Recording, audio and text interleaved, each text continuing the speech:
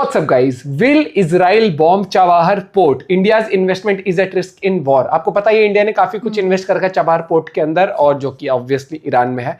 तो क्या Israel target करेगा उसको? मुझे लगता है मोदी जी की और उनकी अंडरस्टैंडिंग तो होगी कि भैया वहां नहीं, वहां पे ये चीज होती है। आप दोस्ती यारी जिन देशों की अच्छे से जियो पॉलिटिक्स में आपका स्टांस होता है, तो उनकी अंडरस्टैंडिंग इतनी तो रहती है कि भाई अगर इतनी इन्वेस्टमेंट यहाँ पर है तो आपको उस चीज के ना करे। बाकी देखते हैं प्रशांत वंसरा क्या कुछ कहना है। करियर 247 चैनल से वीडियो है 1 2 3 गो।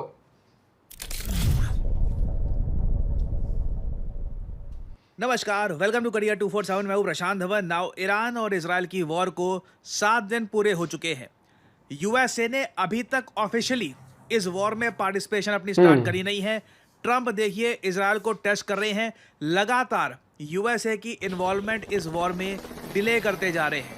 अभी यूएसए ने कहा है कि अभी 2 हफ्ते बाद देखेंगे कि हमको डायरेक्टली इस वॉर में पार्टिसिपेट करना है या नहीं करना, क्योंकि ट्रंप मानते हैं कि क्या पता इस बीच कुछ सुलह हो जाए, कोई सीज फायर वगैरह हो जाए, जबकि इसकी पॉसिबिलिटी कोई लग नहीं रही। कल आप अगर देखो तो इजराइल ने यह एनिमेशन दुनिया के साथ शेयर किया।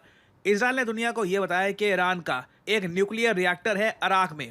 इस न्यूक्लियर रिएक्टर को इजराइल की एयरफोर्स ने डिस्ट्रॉय कर दिया, क्योंकि इजराइल का यह मानना है कि इस न्यूक्लियर रिएक्टर का सिर्फ एक काम था, एक न्यूक्लियर बॉम्ब बिल्ड करना। तो ईरान के इस तरीके से न्यूक्लियर रिएक्टर डिस्ट्रॉय किए जा रहे हैं। सडनली ये भी न्यूज़ आ रही है कि ईरान में लगातार एक के बाद एक भूकंप आ रहे हैं। इसका रीज़न क्या है, नो वन रियली नोज। मगर ईरान भी अपनी तरफ से लगातार इजराइल पे अटैक कर रहा है। रिसेंटली आपको बताऊंगा कि इजराइल के एक बड़े हॉस्पिटल में ईरान के मिसाइल्स गिरे हैं, जिससे भारी नुकसान हुआ है इस पूरे हॉस्पिटल में। तो एक ऐसे टाइम में जब न्यूक्लियर रिएक्टर को अटैक किया जा रहा है, जब हॉस्पिटल्स को अटैक किया जा रहा है, सिचुएशन लगातार खराब हो रही है। एज इंडियंस हमारा कंसर्न क्या है? देखिए, ऑपरेशन सिंधु के अंडर हम लोगों ने ऑलरेडी ईरान में इंडियन स्टूडेंट्स पढ़ने के लिए वहां पर गए थे, उनको निकालने का प्रोसेस स्टार्ट कर दिया है। कई इंडियंस को हम आर्मेनिया के रास्ते वापस दिल्ली ला चुके हैं। हालांकि जो इंडियन स्टूडेंट्स को हम वापस लेके आए हैं, इनमें से बहुत सारे कश्मीर के हैं। उन्होंने ये कंप्लेन करी कि देखिए दिल्ली में तो आप हमको ले आए, मगर दिल्ली से कश्मीर कौन छोड़ेगा, पूरा इंतजाम करना चाहिए था, कश्मीर भी लेके जाओ हमको। और अभी ऑपरेशन सिंधु के अंडर जो बहुत सारे भारतीय आज के समय इजराइल में भी हैं, उनको भी इवैक्यूएट किया जाएगा, शुरू हो गई। अगेन ये वॉर कहीं से भी लगता नहीं है थमेगी। मैंने रिसेंटली एक कोट सुनी थी फ्रॉम ईरान। वो लोग ये कह रहे हैं कि अब अगर सीज फायर हो गया ना, तो इससे इजराइल को टाइम मिल जाएगा अपनी सप्लाईज को वापस बिल्ड करने का और ज़्यादा मिसाइल्स डेवलप करने का। ईरान यहाँ पर मान रहा है कि धीरे धीरे इजराइल का मिसाइल डिफेंस सिस्टम कमज़ोर होता जा रहा है। इनके मिसाइल डिफेंस सिस्टम की एफिशिएंसी पहले दिन थी 90%, अब गिरकर 65% के आसपास हो गई है। और ईरान अभी कह रहा है इनके जो अभी सबसे ज़्यादा अत्याधुनिक मिसाइल हैं, ये इन्होंने यूज़ भी नहीं किया। तो ईरान कहीं से भी सीज फायर करने के मूड में नहीं है। और इससे देखिए खतरा बन जाता है भारत की $550 मिलियन की इन्वेस्टमेंट पर। जी हाँ, मैं यहाँ पर चाबहार पोर्ट की बात कर रहा हूँ। इस वक्त देखिए इजराइल को अगर मान लीजिए कहीं पे भी अटैक करना होना ईरान में, तो वो अटैक कर सकता है। बिल्कुल चाबहार पोर्ट भी यहाँ पर डिस्ट्रॉय हो सकता है, क्योंकि अगेन कुछ अब लिमिट बची नहीं है।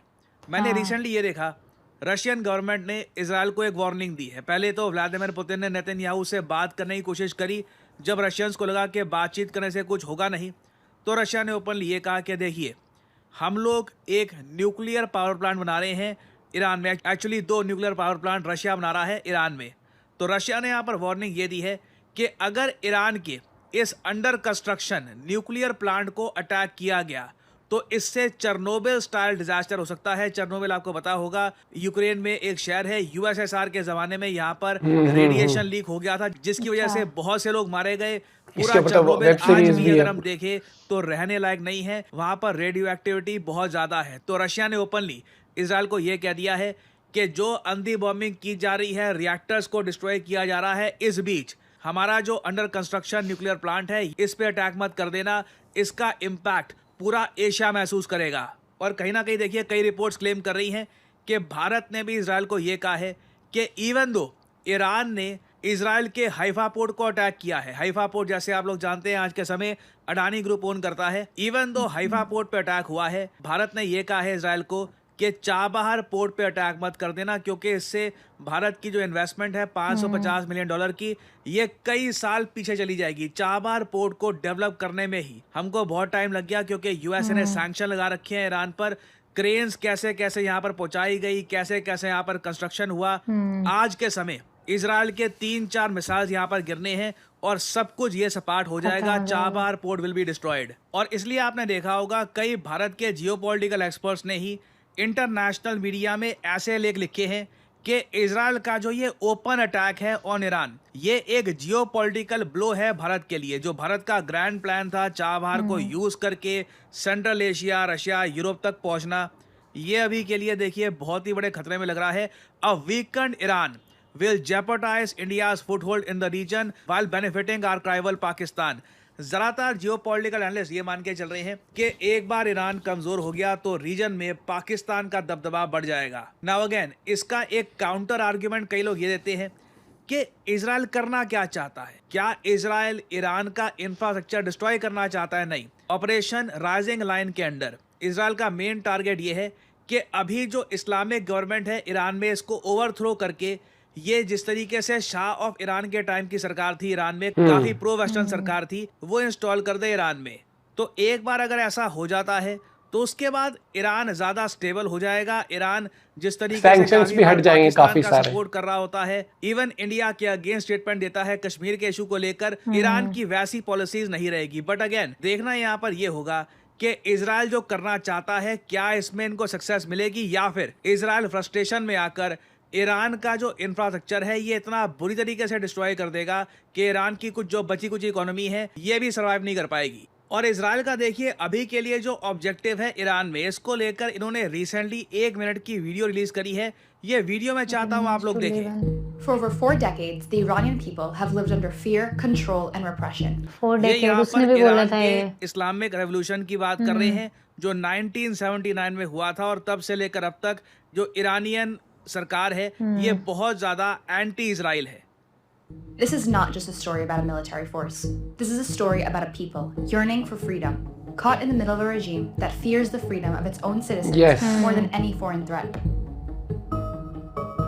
Founded after the 1979 revolution, the IRGC has evolved into a powerful terrorist institution that silences the struggling Iranian people, crushes any opposition, and exports terror beyond Iran's borders, all while claiming to defend Islamic values. In 2009, they shot protesters demanding fair elections. In 2019, they killed over 1,500 civilians in a matter of days during anti-government unrest. And in 2022, the world watched as 22-year-old Mahsa Amini died in the custody of Iran's so-called morality police, sparking a nationwide uprising. Students, women, journalists, Kurds, and Balochis have been and still are persecuted. Through surveillance, torture, executions, and exile, the IRGC has turned the country into a prison for its own people. Now, यहाँ पे आपने सुना Israel का जो ये narrative है ये है कि ईरान की सरकार ने खुद अपने देश को एक जेल बना के रख दिया है। और यहाँ पे मासा अमीनी की मौत हो जाती है, यहाँ पे इलेक्शन फेयर तरीके से नहीं होते, डेमोक्रेसी नहीं है, जो अल्पसंख्यक है उनके कोई राइट्स नहीं है, विमेन के कोई राइट्स नहीं है वगैरह, ये इन्होंने यहाँ पर ऐसी बातें बोली है। नाउ क्वेश्चन ये आता है ईरान का जो आम जनमानस है क्या इस इशू के बेसिस पर अपनी सरकार से बगावत करेगा, क्योंकि कहीं ना कहीं इजराइल को एक इंटरनल रिबेलियन भी चाहिए होगा। डोनाल्ड ट्रंप काफी पलटने के लिए, सरकार गिराने के लिए वेट कर रहे हैं कि इजराइल का जो ये सरकार गिरेगी इनकी, क्या इससे कुछ जानी चाहिए इसकी, लोग अगेंस्ट है ना, न्यूज़ पे भी तो देखा डिस्टेबलाइज होता है। अगर ऐसा नहीं होता तो यूएस ईरान से बिल्कुल दूर रहना चाहेगा, नहीं तो उस केस में जैसे आप लोग समझ सकते हैं जैसे यूएस अफगानिस्तान में फंस गया था 1 दशक से भी ऊपर तक, ईरान में भी लंबे समय तक फंस जाएगा डेमोक्रेसी लाने के चक्कर में। तो आने वाले 2 हफ्ते देखिए बहुत ही इंटरेस्टिंग होने वाले हैं। यूएसए की इन्वॉल्वमेंट ईरान के केस में कितनी रहने वाली है, क्या यूएस इजराइल के समर्थन में आएगा, खुल के नहीं आएगा, ये सब काफ़ी हद तक डिसाइड करेगा कि भारत की $550 मिलियन की जो इन्वेस्टमेंट है चाबहार पोर्ट में, इसका इवेंचुअली आखिर होगा क्या। तो कुछ अपडेट्स आती है इसके रिगार्डिंग, मैं आपके लिए नई वीडियोस लाता रहूंगा। वो कहते हैं ना हमेशा जब भी वॉर होता है तो सिर्फ 2 कंट्रीज के बीच नहीं होता, पूरी दुनिया की निगाहें उसके ऊपर होती है, क्योंकि दुनिया की इन्वेस्टमेंट्स हो ना हो, बस लेकिन ये साथ ही साथ बहुत सारी चीजें प्राइसेस बढ़ जाती है। जहाँ पे कंट्री क्या, जहाँ की मानसिकता ही बिल्कुल ऐसी है ना, जैसे इस तरह की, तो मतलब वहां राइट्स पे वुमेन की नहीं है। नहीं, वहां पे इन्वेस्ट करने में ये चीज होती है, समझे। ईरान में चलो ठीक है करा है, लेकिन पता तो था ही शुरू से ही, इतने साल से उसकी मानसिकता क्या है, तो ऐसे उस पर आप ट्रस्ट नहीं कर सकते इन्वेस्टमेंट के लिए कभी भी। नहीं, ईरान की मानसिकता अलग है, हमारे रिलेशंस अलग है। यहाँ पर ईरान की मानसिकता की बात नहीं हो रही। डिक्टेटरशिप हर जगह चलती है, जिसको जैसे देश चलाना चलाओ, उसकी दिक्कत नहीं है। इंडिया के रिलेशन ईरान से अलग है, लेकिन बात यहाँ पर आती है जब वॉर होता है तो आपकी इन्वेस्टमेंट खतरे में आ जाती है। और दूसरी बात आ जाती है, अब जैसे हमारे सरकार से इंडिया में भी कई लोग खुश नहीं हुए, एग्जाम्पल, कई लोग गवर्नमेंट से खुश हैं, कुछ नहीं होंगे खुश। ये चीज चलती रहती है, जो पॉलिटिक्स है। लेकिन एक होता है राइट्स। ईरान में क्या, इंडिया को अब देखो, इंडिया बोल के भी क्या कर लेगा जब तक कि वहां के लोग ही सरकार को नहीं गिराना चाहेंगे। सरकार गिराने के लिए तो उनके लोगों को स्टैंड लेना पड़ेगा ना, लेते भी हैं वो। वुमेन राइट्स हो गई, वो नहीं पहनना चाहती, वो नहीं सर ढकना चाहती, बाल खुले रखना चाहती, कुछ भी। आप 2-3 अभी अमेरिकन की वीडियोस देखना, ब्लॉग, वो हिचकिचा रही थी ब्लॉग पे भी बोलने से, लेकिन उनका मन में यही था कि हमें थोड़ा फ्रीडम चाहिए, हम जैसे भी कपड़े पहनना चाहें, जैसे बाल रखना चाहें, स्टाइल करना चाहें, क्योंकि बहुत वो सही बोला या कि जेल है एक तरह से, जेल या तो आप है ऐसा वो। रखो ना, फिर आप इंटरनेट तक यूज मत करो, आप टीवी तक यूज मत करो, इतना ही न्यूज़ होना चैनल है भी तो। मत बनाओ फिर। अपनी सहूलियत के हिसाब से मत चलो। और मुझे लगता है कि सबका अपना हक होना चाहिए, किसको क्या पहनना है क्या नहीं पहनना। बस ऐसा लग रहा है इजराइल इनके साथ साथ ना, उनके नॉर्मल जो आम जनता है उसकी भी लड़ाई इजराइल ही लड़ रहा है उनकी तरफ से। और ये हमें नहीं दिख रहा अभी इस टाइम पर, इतने गंदे प्रोटेस्ट होते हैं वहां पर राइट्स के लिए। गाड़ी में भर भर के लेडीज को उठा के ले आते हैं वो, ठीक है। और आज मैं देख रहा हूँ कुछ एक्ट्रेसेस हैं जो ईरान से भी इंडिया में है, लेकिन आज उनकी ऐसे आते कि जैसे उनके साथ गलत हो रहा है, वो हो रहा है। अरे जब तुम प्रोटेस्ट कर रहे हो अपनी राइट्स के लिए, वो भी तो कहीं ना कहीं वही चीज कह रहे हैं कि रिजिम वो लेके आओ जो तरीके से रहे, लोगों का भी साथ दे, हर एक चीज भी दे, और ग्रोथ के पीछे भागे। ये ग्रोथ कम, और अभी भी लोग ना ये नहीं समझ रहे। लोगों को लग रहा है कि हमारी दुश्मनी ईरान से है, या इजराइल की दुश्मनी ईरान से है, या किसी की दुश्मनी ईरान से दुश्मनी नहीं है किसी की। वहां पे जो रूलिंग पार्टी है, जो रिजीम है, जिसका डिक्टेटर जो है, उससे नहीं लोग खुश। उसकी सोच विनाशकारी है। उसकी सोच ये है कि मैं मिटा दूंगा, डिस्ट्रक्शन वाली है, मतलब डेवलपमेंट वाली नहीं है। हाँ, ये चीज है। वहां के लोग नहीं है, एक देश एक सरकार चलाती है।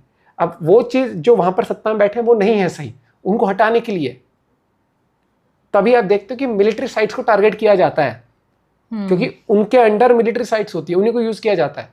तो अभी भी लोग जो यहाँ पर बैठ के कह रहे हैं इजराइल के साथ गलत हो रहा है, ये चीज हो रहा है, आम जनता के साथ जो हो रहा है, ठीक है भैया, जब वॉर होता है वो होता है, कई बार आम जनता अभी सफर करती है, लेकिन सबसे बड़ी बात आ जाती है, सत्ता तो हटानी पड़ेगी वो वाली, और वो लोगों के बेटरमेंट के लिए ही है। इंडिया में आज सब पे पाबंदी लग जाए कि बाल खोल के नहीं चलोगे, ये नहीं करोगे, वो रोड पे निकलेंगे 2 सेकंड के अंदर। यहाँ तो 2 सेकंड के अंदर कुछ बात हो जाती है, इंस्टाग्राम पे भर जाते लोग स्टेटस लेके, ऐसे कैसे कह दी, ये हमारा तो राइट है, राइट टू फ्रीडम है, राइट टू एक्सप्रेशन है, राइट टू स्पीच रहती है। तो बैठे बैठे तुम्हारा कई लोग अब ऐसे कहते हैं हमारे तो बिरादर मुल्क है, हमारे एक ही, अरे रिलीजन की बात नहीं हो रही है। अब समझ आया डिक्टेटरशिप एग्जैक्टली होती क्या है, जो इंडिया में मचा रखा था। मिलते हैं आपसे वीडियो के साथ, बाय बाय, टेक केयर।